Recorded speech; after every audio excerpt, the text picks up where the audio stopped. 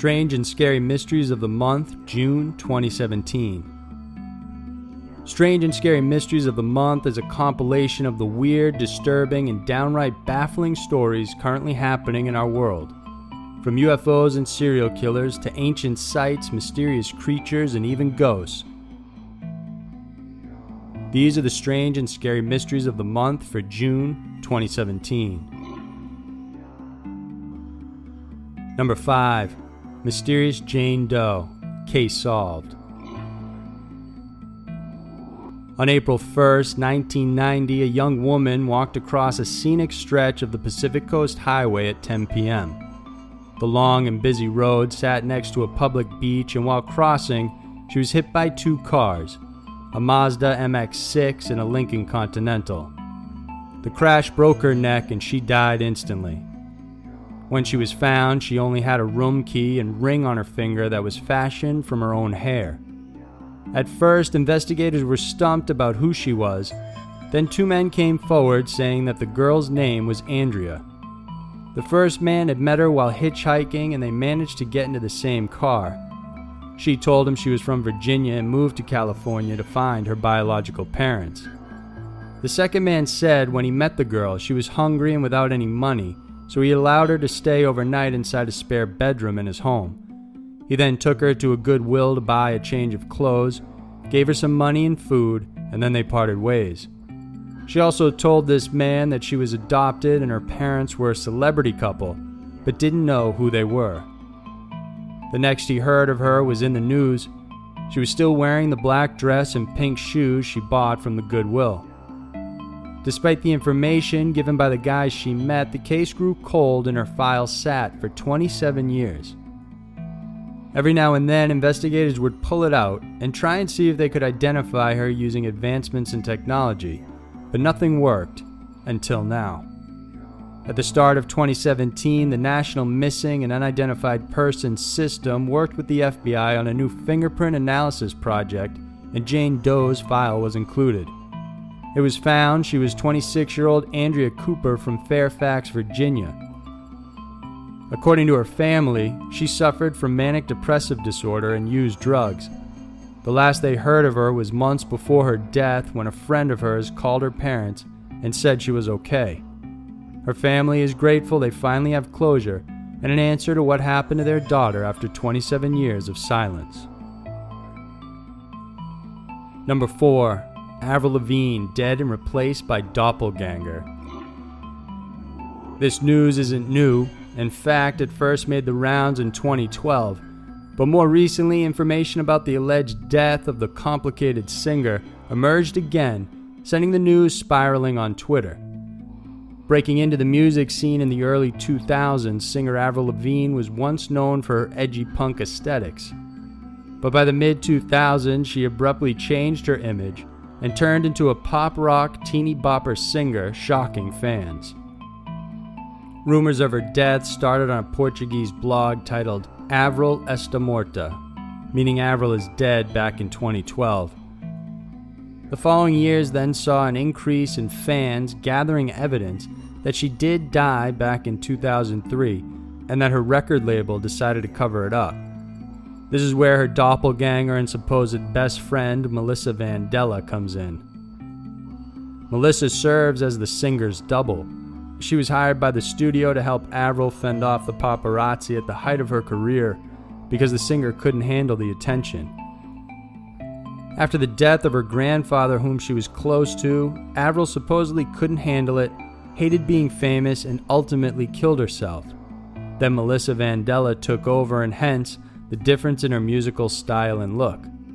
Conspiracy theorists cite different evidence that the current Avril is in fact Melissa, saying the shape of her eyes and nose are not the same, and that the placement of tattoos and freckles are also inconsistent.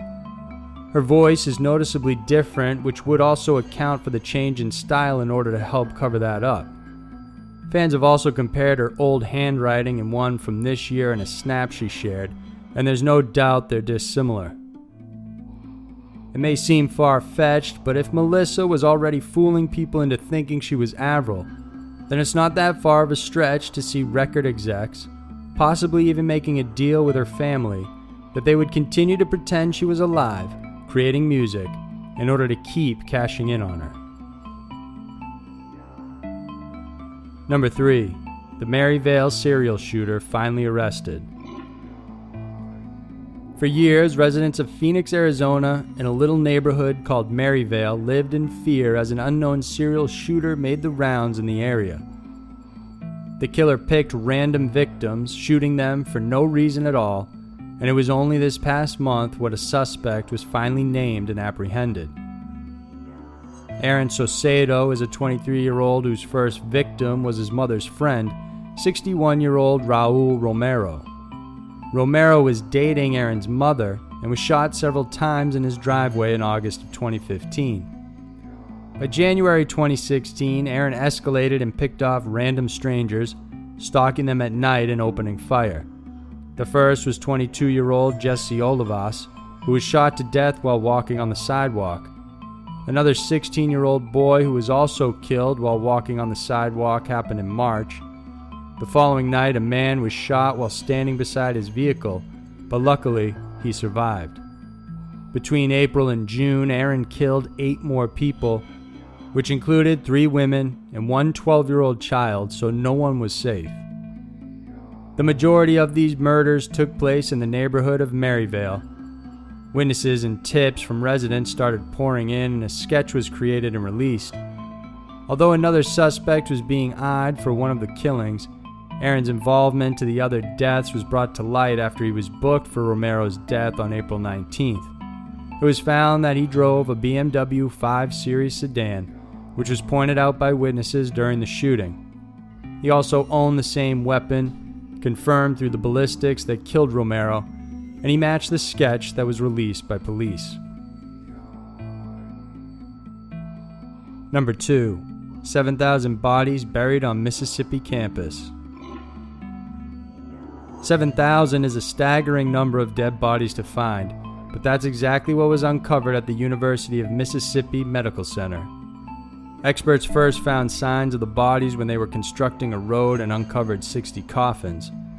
Then more expansion work came in 2015, and they scanned the area to find out that there were more than 1,000 of them. Since then, extensive radar work has been done, and it's estimated up to 7,000 coffins could be buried underneath the campus. The corpses are those of the former mental patients. The Mississippi State Lunatic Asylum was first built in 1855 and once stood on the same grounds as the campus does now. Before the asylum was put together, those who suffered with mental problems were often put in jail or simply left in attics or basements. When it opened, the asylum managed to house over 35,000 patients between 1855 and 1935. Aside from the main asylum, the facilities were expanded after the Civil War to include houses, churches, and a school, and this became locally known as Asylum Hill. Over time, those who died were eventually buried in the graveyard, which also included people who had lived in the area. Today, researchers are trying to deal with the amounting expenses to respectfully relocate the bodies, while also asking for grants, seeing that this is a rare opportunity to study the conditions of asylums during the era. Other initiatives pushed forward, including building a DNA databank to help identify each of the bodies, as well as connect them with any living relatives. Number 1. Moore's murderer Ian Brady dies. Ian Brady is considered one of Britain's most notorious serial killers. Together with his girlfriend Myra Hindley, they lured, tortured, and killed 5 children during the 1960s. Brady and Hindley first met when they worked in the same office. Despite not being his type, Brady could see Hindley was infatuated with him, and so he soon took advantage of that. The two developed an intense relationship where she was willing to do anything that he wanted.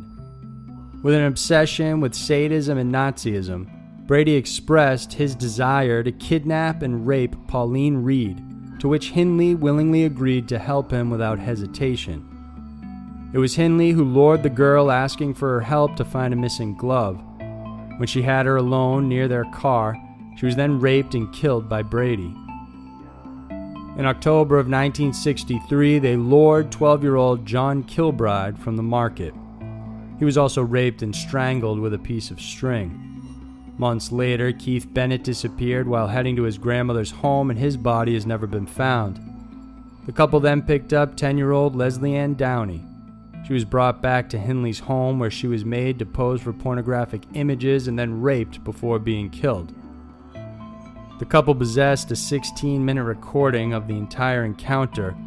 On it, she can be heard begging, pleading for her life, and asking for her mummy. His final victim was 17-year-old Edward Evans, and the only reason he was killed was in an attempt to win over and recruit Henley's brother-in-law, David Smith, to their group. Brady had wanted to rob a bank, and like Henley, Smith at 17 idolized Brady. However, when he did kill Evans in front of the boy in an attempt to show his power, the truth was that Smith was horrified at what he saw. Smith pretended he would help Brady by disposing of the body, but he and his wife called the police soon after. He is often not credited for turning over Brady and Henley, but instead ostracized for his involvement with the case. Brady was charged with 3 life sentences for 3 murders, while Henley was charged as an accessory and received 2 life sentences. Henley died in 2002 after suffering from respiratory failure. Brady, meanwhile, had wanted to die as well and tried to go on a hunger strike ever since 1999 in hopes he would be left for dead. Instead, he was moved to Ashworth Hospital on permanent suicide watch and force-fed through a tube. He died at the age of 79 on May 15, 2017, after being bedridden for 2 years. Keith Bennett's body remains undisclosed, despite attempts by the police in convincing Brady to reveal the location. The cops also vow not to close the case for the boy, despite Brady's passing. So there were the strange and scary mysteries of the month for June of 2017. Every day, strange and scary stories are happening all around the world. These are just a handful, but there's still so much more to discover. If you enjoyed this video, then please remember to subscribe to our channel. We have many new scary mysteries coming out every single week that we're sure you'll enjoy. Thanks for watching, and I'll see you next week.